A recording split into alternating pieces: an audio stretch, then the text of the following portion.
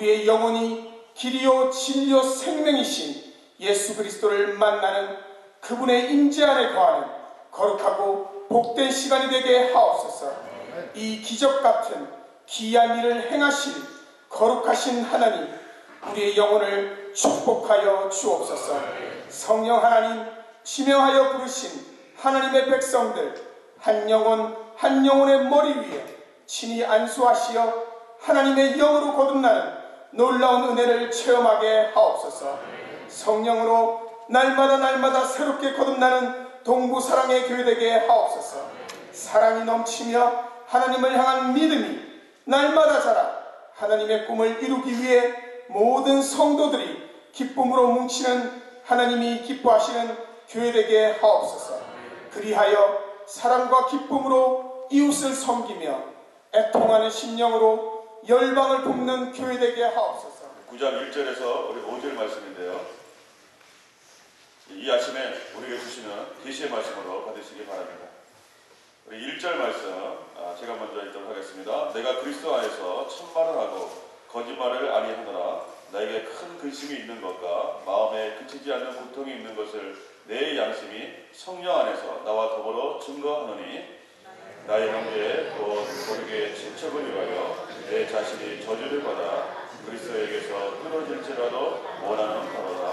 그들은 이스라엘 사람이라. 그들에게는 양자됨과 영광과 언약들과 율법에 세우신 것과 예배와 약속들이 있고 조상들도 그들의 것이요 유수를 하며 그리스도가 그들에게서 나섰으니 이는 만물이 계셔서 세세의 찬양을 받으실 하나님이시니라. 아멘. 우리 시간은 바울의 복음화 열정이라고 하는 제목으로 우리 박승규 담임 목사님 하나님 말씀 선포해 주시겠습니다. 1세기를 사는 크리스천들이 꼭 붙잡고 가야 될 세 가지 단어가 있습니다. 하나는 복음화입니다. 우리는 그동안 수없이 많이 복음이라는 단어를 듣고 또 복음이라는 단어에 대해서 알고 있습니다. 그런데 중요한 것은 이 진정한 복음은 그 복음을 듣고 그것을 공부하고 거기서 끝나는 것이 아니라는 사실입니다. 복음의 능력과 권능은 어디에서 임하는 거냐면 그 복음을 전하고 그 복음을 선포하며 나아갈 때 역사가 일어나는 것입니다. 그렇기 때문에 이제는 복음이라는 단어를 넘어서 우리는 복음화라는 단어를 붙잡고 가야 합니다. 마태복음 24장 14절 말씀 보니까 이 천국 복음이 모든 민족에게 증언되기 위하여 온 세상에 전파되리니 그제야 끝이 오리라. 우리는 하나님이 정하신 끝을 향하여 나아가는데 그 끝을 향하여 나아가는데 가장 중요한 요소가 복음화라는 겁니다. 저는 이곳에 있는 한 분 한 분들의 삶이 또 그리고 나의 터전들이 그 하나님의 영광의 복음을 이루어 나가는 복음화에 헌신되어지기를 주님의 이름으로 간절히 소원합니다. 두 번째 단어는 예배화입니다. 이 땅에서 우리는 수없이 많은 예배를 드립니다. 그런데 그 많은 예배들이 교회 안에 머물러 있습니다. 어느 시대나 그 시대를 지배하는 문화라는 게 있습니다. 그 문화는 그 시대를 지배하고 그 시대를 이끌어갑니다. 그리고 수많은 사람들에게 영향을 끼치고 그 문화의 틀을 벗어나지 못하게 합니다. 그렇다면 이제 우리는 크리스천의 문화를 형성하기 위해서 가장 필요한 것이 뭐냐면 우리들의 공식적인 모든 예배를 넘어서서 우리의 삶이 예배가 되어야 한다는 것입니다. 내가 직장에 있든 내가 비즈니스를 하든 내가 어떤 사람을 만나든 무슨 제스처를 취하든지 그것이 예배가 되지 않으면 우리의 삶이 예배가 되지 않으면 결코 크리스천의 문화가 만들어지지 않습니다. 저는 지금도 이렇게 기억하는 것이요. 하영조 목사님께서 소천하시기 한 20일 전에 정말 감사하게도 제가 한국에 나갈 일이 있었는데 그때 제 마음속에 하영조 목사님을 좀 만나고 그러는 그런 마음을 주셨어요. 하영조 목사님은 제 친구도 아니고 제가 뭐 만나면 만날 수 있는 그런 분이 아니셨습니다. 당시에는 굉장히 많이 아프셔서 제가 거기 부목사님 저희 동기들한테 연락해봤더니 본인은 만난 지가 너무 오래됐다는 거예요. 설교하시고 잠깐 머물러 계시고 그리고 이렇게 투석하시고 일주일에 뭐 3-4번씩 투석하시고 그랬습니다. 그런데 기적같이 만났습니다. 제가 하영조 목사님 만나고 그때 사도행전을 강의할 때인데 사도행전에 하윤조 목사님의 강해집을 보면서 참 많은 성령의 놀라운 역사들을 제가 경험했거든요. 책을 보면서도 그런 역사가 일어나더라고요. 그래서 그 얘기를 하고 하나님이 목사님을 만나라고 하셨습니다. 그랬더니 목사님 막 웃으시더라고요. 저한테 꼭 해줄 얘기가 있다고 제가. 그런데 그때 목사님께서 저희가 10분만 만나기로 했는데 30분 동안 내 말씀하신 단어가 문화라는 단어였어요. 이 땅을 크리스천의 문화로 바꾸지 않으면 결코 복음화의 역사가 일어나지 않는다는 겁니다. 자, 어떻게 저는 그때부터 생각해서 계속해서 어떻게 이 땅을 크리스천의 문화로 바꿀 것인가. 크리스천의 문화라는 것이 무슨 크리스마스 추리를 만들고 이런 식으로 해서 바꿔지는 것이 아니고 우리의 삶이 예배가 될 때 이 땅에 크리스천의 문화가 생기게 될 줄로 믿습니다. 내가 직장에서 나의 삶이 예배가 될 때 나를 쳐다보고 아, 크리스천들은 저렇게 사는구나.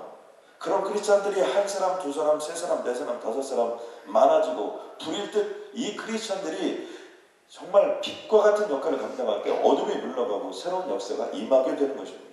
한국의 복음화가 어떻게 이루어졌습니까? 바로 그 신앙을 받아들이고 믿었던 분들이 그 말씀대로 사는 역사, 그리고 그 말씀의 초질과 어떤 생명의 어려움이 있어도 그 삶을 살려고 발버둥치는 모습들을 통해서 한국의 기독교가 이루어진 겁니다. 한국의 기독교가 위기입니다. 왜 위기입니까? 다른 위기가 아니에요. 예배의 위기입니다. 화려한 예배들이 있습니다. 그러나 그 예배 속에서 들었던 말씀, 또 그리고 그 들었던 모든 것들, 그 모든 것들을 가지고 세상 속에서 그렇게 예배화되지 않기 때문에 문제가 발생하는 것입니다. 저는 오늘 이곳에 있는 내 삶이 예배가 된다면, 예배화가 된다면 그것을 통해서 반드시 복음의 영광이 누리게 될 줄로 믿습니다. 요한복음 4장 23절 말씀이니까 아버지께 참되게 예배하는 자들은 영과 진리로 예배할 때가 오나니 곧 이때라. 지금이 예배할 때라는 거예요. 왜 그렇습니까? 아버지께서는 자기에게 이렇게 예배하는 자들을 찾으십니다. 하나님은요, 예배자를 찾으세요. 오늘 이 새벽에 3월을 시작하는데 이 자리에 여러분 너무 잘 오셨습니다. 여러분 이 자리가 하나님이 여러분을 찾는 자리가 될 줄로 믿습니다. 너무나 중요해요. 한 달이 시작하는데 누가 만들었든 하나님을 예배하는 자리로 우리를 불렀다는 것은 그만큼 중요한 것입니다. 그런데 이 예배가 진정한 예배가 되기 위해서 오늘 하루 종일 하나님께 예배를 올려드린다고 여러분이 이 삶을 살게 될 때는 진정한 파워를 경험하게 될 것이라는 겁니다. 마지막으로 하나는 공동체화입니다. 하나님조차 혼자 일하시지 않습니다. 하나님과 예수님과 성령님은 함께 일하셨습니다. 성경도 보면요, 구약과 신약 하나로 되는 겁니다. 그러니까 모든 것이 연합되어지는 것, 바로 그것이 기독교입니다. 교회도 마찬가지입니다. 교회도 교회의 머리를 예수 그리스도라고 했습니다. 우리는 그의 지체라는 거예요. 지체라는 의미가 무엇입니까? 한 가족이라는 겁니다. 세상에는 피를 나는 형제와 자매가 있습니다. 그러나 그 피보다 훨씬 강한 피가 있는데 그게 예수의 피입니다. 우리는 세례를 받고 예수를 믿었고 그 주님을 나의 구원자로 받아들였다는 것은 우리는 예수의 피로 하나 되었기 때문에 진정한 영적인 가족이 되었다는 거예요. 인간적인 혈육의 피를 나눈 것보다 훨씬 더 가까운 거예요. 우리는 유기적인 전통 속에 살았기 때문에 가족을 소중히 여기는 중요한 문화를 가지고 있습니다. 바로 우리가 한 가족이라는 거 잊으시면 안 됩니다. 우리 옆 사람과 한번 인사하겠습니다. 우리가 한 가족입니다. 여러분 아멘입니까? 예, 모르는 사람한테 한 가족이라고 하면 굉장히 어색하죠. 이걸 벗어나야 돼요. 예수님은 우리를 한 가족으로 우리를 삼으셨습니다. 예수의 피가 우리를 그렇게 만들었어요. 어떻게 그렇게 하셨죠? 예수 생명을 우리에게 던지고. 그러므로 교회 안에서, 성도 안에서 어떤 일이 일어나야 됩니까? 서로가 서로를 위해서 생명을 건 사랑을 할 수 있어요. 물질을 나눠줄 줄 알아야 돼요. 험담을 그쳐야 돼요. 비판을 그쳐야 돼요. 진정한 사랑이 그곳에 있어야 돼요. 그게 바로 예수 믿는 겁니다. 교회를 다니는 게 예수 믿는 게 아니에요. 성경 그렇게 쓴 적이 없습니다. 주님은 이렇게 말씀하십니다. 갈라디아서 6장 9절과 10절에 보니까 우리가 선을 행하되 낙심하지 말지니 포기하지 아니하면 때가 이름에 거두리라. 여러분 아멘입니까? 때가 차면 반드시 거두게 될 줄로 믿습니다. 그러므로 우리는 기회에 있는 대로 모든 이에게 착한 일을 하되 더욱 믿음의 가정들에게 하지. 예수 믿는 사람, 믿음의 가정, 사랑하는 장로님, 사랑하는 권사님, 사랑하는 집사님, 사랑하는 목사님, 사랑하는 성도님, 이 과정에서 생명을 나누는 사랑이 있는 것이 예수 믿는 거예요. 예수 믿는다고 해서 사랑을 미워하는 사람, 예수 안 믿는 거예요. 믿음의 가정들에게 함부로 하는 사람, 예수 안 믿는 겁니다. 죄송하죠. 이 공동체성이 회복되지 않으면요, 아무리 교회가 크면 뭐합니까? 아무리 많은 사람이 모이면 뭐예요? 그건 예수 안 믿는 거예요. 왜요? 예수님은 우리를 위하여 생명을 주셨고 우리를 한 가족으로, 성경에는 권속이라는 단어를 쓰는데 이 권속이라는 단어가 영어 성경에 패밀리예요. 가족이에요. 한 권속으로 삼아주셨다. 그렇다면 우리가 예수를 믿으면 어떻게 되는 겁니까? 한 가족이 되는 거예요. 제가 말하는 것은 그냥 피상적으로 교회 분위기 좋게 하고 이런 얘기를 하는 게 아니라 진짜 내 가족이 되어야 되고 그의 아픔이 나의 아픔이 되고 그의 고통이 나의 고통이 되는 이것이 없이는 어떠한 역사가 이루어지지 않는 겁니다. 저는 저희 교회가 이런 공동체화가, 공동체성이 완전히 회복되어지는 교회가 되길 주님의 이름으로 간절히 소원합니다. 그런 의미에서 한번 활짝, 아침에도 한번 활짝, 근육이 안 풀렸지만 활짝 한번 웃으시고 옆 사람에게 우리는 한 가족입니다. 아멘입니까? 이게 절대적으로 돼요. 절대적으로. 이런 마음이 고스란히 녹아져 있는 것이 바로 로마서 9장 1절에서 5절 말씀입니다. 이렇게 시작합니다. 내가 그리스도 안에서 참말하고 거짓말을 아니하노라. 이 말은 예수 그리스도의 이름을 빌어서 사도 바울이 맹세하는 겁니다. 지금부터 내가 하는 얘기는 진짜다 이런 얘기예요. 나에게 큰 근심이 있는 것과 마음에 그치지 않는 고통이 있는 것을 이렇게 표현하고 있습니다. 그에게 큰 근심이 있다. 그에게 그치지 않는 고통, 한 번 아프고 끝나는 것이 아니라 계속되는, 컨티뉴얼리 되는, 지속되는 고통이 있다는 거예요. 여러분, 우리가 이렇게 좀 아파보면 알지만 그냥 뭐 감기나 이런 것들을 그래도 우리가 버티고 견디는 이유가 무엇입니까? 때가 되면 떠날 줄 알기 때문에.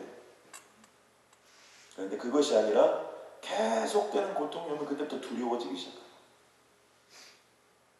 그런데 그런 고통이 우리에게 있었다. 그런데 그 내 양심이 성령 안에서 나와 더불어 증거하노니 이것은 내 양심이 성령으로 말미암아 증언하는 것이기 때문에 처음 반복했던 거짓말이 아니다, 진짜다 이런 얘기를 하는 거예요. 저는 오늘 본문을 보면서 큰 충격을 받습니다. 그것은 뭐냐면 우리가 성령의 역사는 늘 어떤 걸 생각합니까? 성령의 역사는 기쁨이 넘치고요, 또 축제고요, 축복이고요, 능력이고요, 권능이고 역사이고요, 그 상상할 수 없는 어떤 힘과 파워 이런 것들이 성령의 역사 아닙니까? 그런데 오늘은 성령의 그 양심 속에 던져주는 것인데 오히려 거룩한 큰 근심조차도 성령의 역사는 오히려 마음에 그치지 않는 고통이 있는 것, 그것도 성령의 역사라는 사실입니다. 여러분, 그리스도인이 당하는 고통들은 어떤 것이 있을까요? 먼저 인간적인 면에서 본다면 욕심이 병들거나 경제적으로 힘들거나 배신을 당하였다거나 인간적인 어떤 그런 고통들이 있을 것입니다. 영적인 의미에서 살펴본다면 가장 큰 고통은 아무래도 제가 생각할 때는 말씀과 기도가 막혀요. 말씀이 들어도 믿어지지 않는 거예요. 말씀을 읽고자 하는 마음을 상실해버렸거나 기도를 하고 싶은 마음을 잃어버린 사람들, 아니 기도를 하고 싶어도 기도가 안 되는 그런 보통 그런 얘기를 하는 거. 여러분, 이렇게 되면 어떻게 되는 겁니까? 하나님과 나와의 관계가 완전히 막혀버립니다. 저는 오늘 이 시간 육신이 병든 모든 자는 시험을 받을지어다, 경제적으로 막힌 자는 뚫어짐을 받을지어다, 배신을 당하니까 인간관계에 어려움이 있는 모든 분들은 회복되는 역사가 임할지어다. 그러나 이거보다 더 중요한 영적인 것, 말씀이 말씀되는 역사가 임하길 주님의 이름으로 선포합니다. 막혔던 기도의 문이 활짝 열리고 기도하는 인생으로 다시 한번 거듭나기를 주님의 이름으로 선포합니다. 근데 사도 바울은요, 이런 고통이 아니었어요. 3절에 보니까 나의 형제 곧 골육의 친척을 위하여 내 자신이 저주를 받아 그리스도에게서 끊어질지라도 원하는 바로다. 사도 바울의 고통은 뭐였냐면 나의 형제가 예수 믿지 않는 고통이에요. 고육과 친척들, 바로 그 사람들이 복음을 믿지 않는 것입니다. 그런데 이 본문을 보면 좀 이해가 되지 않는 부분이 하나가 있습니다. 그것은 뭐냐면 이 고통이 그리스도에게서 끊어질지라도 원하는 바로다. 그런데 우리가 로마서 9장이 지금 시작되는데 로마서 8장에 가면 8장 마지막에 사도 바울이 이렇게 얘기합니다. 35절에 보면 누가 우리를 그리스도의 사랑에서 끊으리요? 아무도 끊을 수 없다. 환난이나 공고나 박해나 기근이나 적신이나 위험이나 칼이냐. 우리가 사회방 때 많이 외웠죠. 아무도 끊을 적 없다는 거예요. 다시 반복합니다. 38절에 내가 확신하노니 사망이나 생명이나 천사들이나 권세자들이나 현재이나 장래이나 능력이나 높음이나 기쁨이나 다른 어떤 피조물이라도 우리를 우리 주 그리스도 예수 안에 있는 하나님의 사랑에서 끊을 수 없으리라. 여러분 아멘입니까? 절대로 끊을 수 없다. 그런데 지금 어떻게 된 거예요? 내가 끊어지면 끊어지겠다. 말이 안 되는 상반되는 얘기를 하는 것 같습니다. 이 의미는 무엇입니까? 그만큼 고통스럽다. 그만큼 고통스럽다. 사도 바울이 여기 보면 나의 형제 고륙과 친척이라는 것은요 단순히 한 개인을 가리키는 단어가 아니고 이스라엘 민족들을 가리키는 단어입니다. 그런데 이 저주라는 단어가 어떤 만큼 무서운 단어냐면 아나데마라는 단어를 썼는데요. 이 아나데마는 천벌입니다. 천벌. 하늘을 내리는 천벌. 내가 저주를 받아 끊어질지라도 천벌을 받아 끊어질지라도 그런 의미입니다. 구약 성경에 보면요. 여호수아에게 하나님께서 여리고성을 정복할 때 이런 명령을 내립니다. 가서 모든 것을 다 죽이라. 그곳에 있는 모든 이방 족속들을 완전히 다 죽여 없애버리라는 거예요. 거기서 끝나지 않습니다. 어린아이가 됐든 뭐가 됐든 살아있는 모든 것들 또 그리고 어떤 겁니까? 거기에는 기구들까지 완전히 다 태워 없애버리라는 거예요. 왜요? 그 땅의 문에는 건들면 오염시키기 때문에. 이것을 성경은 무슨 단어를 썼냐면 진멸이라는 단어를 썼습니다. 지금 사도 바울이 쓰고 있는 저주를 받아라는 단어는 그런 단어를 쓰고 있는 겁니다. 내가 저주를 받아. 내가 완전히 생명을 잃고 모든 것들이 다 태워지고 내가 있는 모든 것들을 다 잃어버려도 나는 나의 권력과 친척들이 복음 믿고 돌아온 것을 원하는 바로다. 이런 얘기를 하고 있는 겁니다. 근데 이것은 사도 바울의 입장을 우리가 잘 생각해 보면 도저히 인간적으로 이해가 잘 되지 않습니다. 왜냐하면 사도 바울이 다메섹 도상에서 예수 그리스도를 믿고 나서 그리고 죽는 그 순간까지 순교자의 반열에 들어가는 순간까지 끊임없이 사도 바울을 괴롭혔던 사람은 바로 유대인, 그들의 고륙과 친척, 그들의 동족들이었습니다. 그를 돌로 친 사람이 동족이었습니다. 사심에 하마가 매를 5번씩이나 그렇게 할 수 있도록 했던 사람들도 동족이었습니다. 얼마나 많이 때렸는지 죽을 만큼 때려서 성 위에서 밑으로 던져버렸던 것도 동족입니다. 감옥에 가둔 사람도 동족이었고요. 그를 죽이지 않으면 밥도 먹지 않겠다고 40명의 특공대를 조직해가지고 어떻게든지 사도 바울을 잡아 죽이려고 했던 사람들도 동족들입니다. 그러니까 인간적인 면에서 생각해 본다면 이거 뭐 원수 중에 철천지 원수가 이 동족들. 여러분 그런 사람 있죠. 뭐 서로 뭐 맺힌 것도 없는데 나를 죽이려고 어떤 사람이 한다고 생각해 보세요. 참 미친 일이에요. 그럼 누가 나를 죽이려고 작정하고 인터넷에 글을 올리기 시작해 보세요. 미친 거예요. 이게 보통 일 아니에요. 그런데 여기는 그 정도가 아니에요. 특공대를 조직하고 자기를 죽으려고 했던. 그런데 평생 동안 미워하며 원수로 지내야 되는 사람인데도 불구하고 그들이 복음을 받아들이는 일이 그들이 복음을 받아들일 수만 있다면 오히려 내가 저주를 받고 내가 예수 그리스도의 사랑에서 끊어져도 좋다고 고백하고 있는 것입니다. 여기서 무엇을 볼 수 있습니까? 사도 바울은 그들의 죄는 미워했을지 몰라도 그들의 영혼은 미워하지 않는 겁니다. 그들이 고통을 받으면 받을수록 예수를 믿지 않으면 않을수록 어떤 마음이 그에게 있는 겁니까? 더 큰 고통이, 더 큰 근심이 그의 영혼과 심령을 짓눌렀다는 사실이죠. 어떻게 그럴 수 있었을까요? 우리 다 같이 한번 따라서 하겠습니다. 하나님의 마음, 예수님의 마음, 성령님의 마음. 여러분 아멘입니까? 그 마음이 중요합니다. 여러분 믿음의 반응은 마음에서 일어나는 겁니다. 우리 인생의 모든 반응은 마음에서 일어나는 겁니다. 그 마음이 어떤 걸 품었느냐에 따라서 그 사람의 인생이 결정이 되는 거예요. 그런데 오늘 사도 바울은 하나님 아버지의 마음, 우리로 말로 표현하면 에비의 마음, 에미의 마음을 품었습니다. 우리에게는요 착한 아이와 나쁜 아이가 있을 수 있습니다. 그러나 에비나 에미에게는 그냥 그들은 자식입니다. 착한 아이도 내 자식, 나쁜 아이도 내 자식. 똑같아요.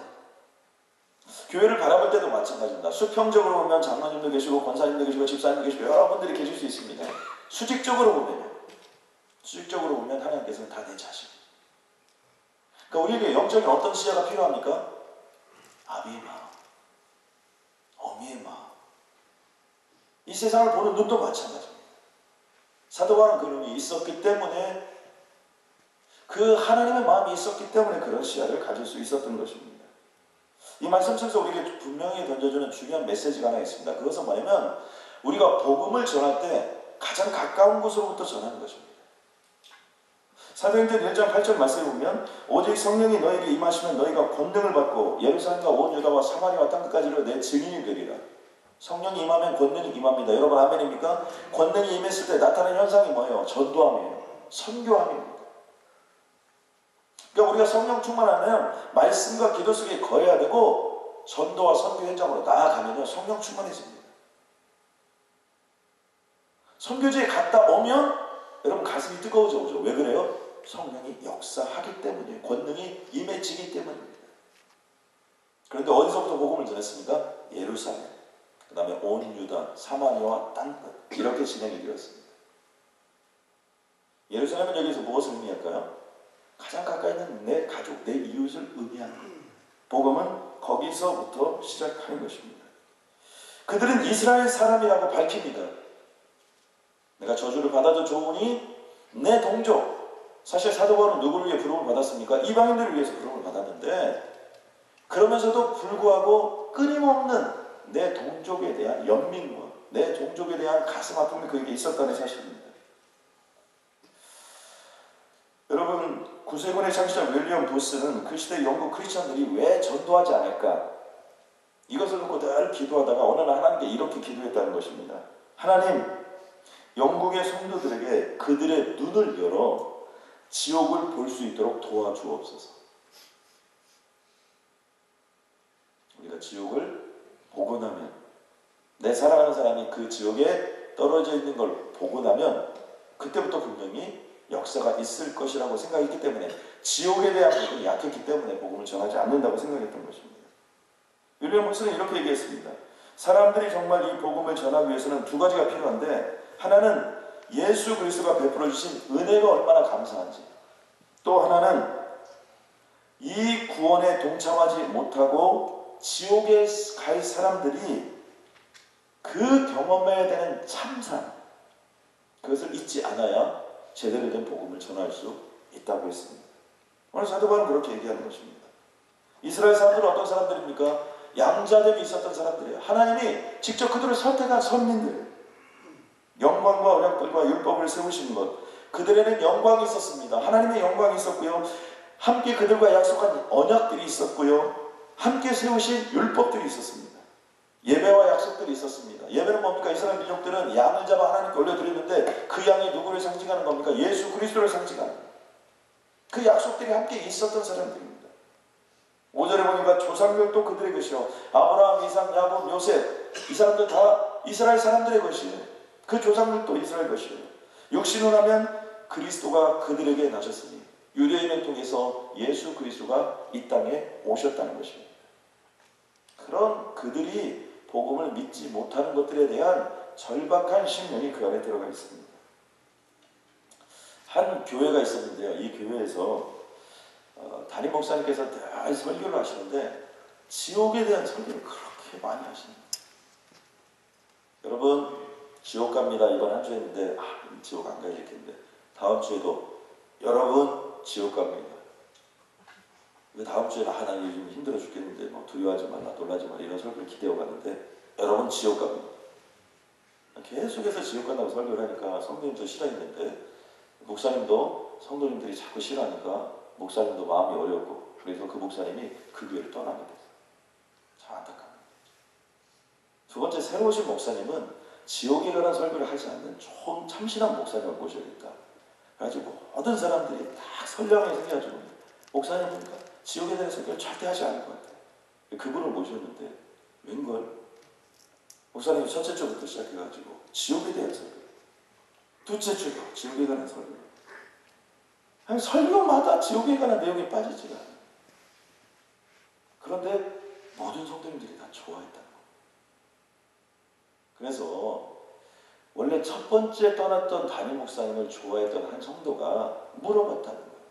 아니 왜 그때 그 담임 목사님도 지옥에 관한 설교를 이렇게 하셨을 때 우리가 다 싫어하고 어려웠는데 두 번째 목사님들이 이렇게 지옥에 관한 설교를 하는데 다 마음이 어려워야 되는데 왜 지금 이 목사님은 나는 잘 몰라서 그러는데 왜 이 목사님이 지옥에 관한 설교를 하는데 아니 성도님들 계속해서 좋아하는 겁니까?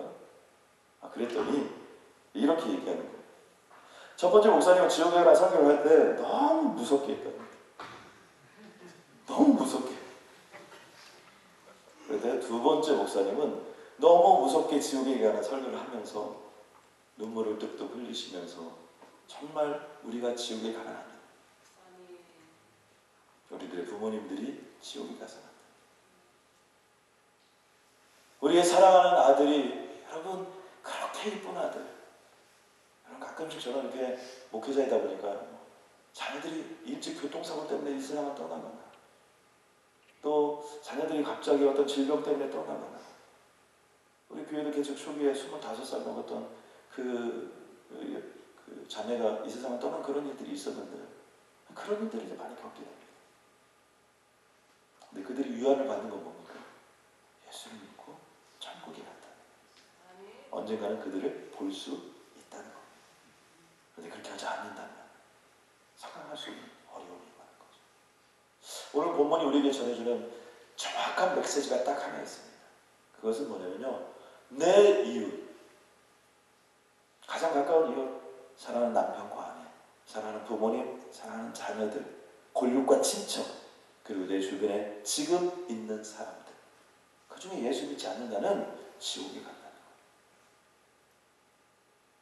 그런데 그 일이, 그들을 천국으로 인도하는 일이, 그 지옥의 참상을 정말로 안다면 우리가 불듯 일어날 텐데 아비의 마음, 어미의 마음이 부족해서 그런 일들이 일어나지 않는데 사도 바울은 지금 그 복음에 대해서 로마서 1장에서 8장까지 얘기하고 로마서 9장을 시작하면서 로마서의 후반전을 시작하면서 제일 첫 번째 우리에게 던지는 메시지가 바로 그 복음화의 열정을 가지고 전도자의 삶을 살아야 된다는 겁니다. 아멘입니까? 우리가 3월 한 달은 하나님께 모든 것 맡기고 주님이 먹여주시고 재워주시고 키워주시고 만나와 매출을 뿌려주실 것을 믿습니다. 아무리 목마라도 반석에서 샘물나게 하여 주실 줄로 믿습니다. 그렇다면 3월 한 달만큼은 4월 한 달만큼은 새생명 축제를 놓고 우리가 전도의 열정을 가지고 복음의 열정을 가지고 한번 불일 듯 일어나서 주님의 이름으로 나아갈 때 그곳에서 하나님의 능력과 성령 충만한 역사가 임하게 될 줄로 믿습니다. 하나님 3월 한 달 동안은 내 평생의 삶에 가장 고귀한 간증한 한 달이 되게 하여 주시고 직장과 비즈니스와 하나님이 동부 사랑교회에 있는 모든 성도들이 성령 충만하여 하나님 그들이 돌아다니는 모든 곳곳마다 복음화의 영광이 일어날 수 있도록 주님 도와주시고 하나님 함께하여 주옵소서. 오늘 하루 종일이 나의 예배가 되게 하여 주옵소서. 3월 한 달이 나의 예배가 되게 하여 주옵소서. 하나님 내 믿음의 영적인 동지들을 우습게 여기지 않을 수 있도록 주님 도와주시고 그들은 미움의 대상이 아니요 나와 시기와 갈등의 대상이 아닌 경쟁의 대상이 아닌 나의 혈육이요 나의 친척인 것을 가슴에 새기고 정말로 사랑하는 서로 상호 영적으로 책임을 지는 그런 삶을 살아갈 수 있도록 주님 역사하여 주옵소서. 이제는 우리 주 예수 그리스도의 은혜와 하나님 아버지의 그 크신 사랑과 성령 하나님의 은혜로 충만 역사하시니 오늘 사도 바울이 가졌던 그 복음화의 열정을 가지고 전도의 열정을 가지고 세상을 향하여 나가는 오늘 333 특별세를 깨우신 한 분 한 분들에게 온갖 심령 위에와 그 자녀들과 생업과 비즈니스 위에 그리고 동부사령에 있는 모든 사역자들과 성도님들 위해 이제부터 영원토록 함께 하시는 성령 하나님의 놀라운 충만하심이 임하길 주님의 이름으로 간절히 축원하옵나이다. 아멘.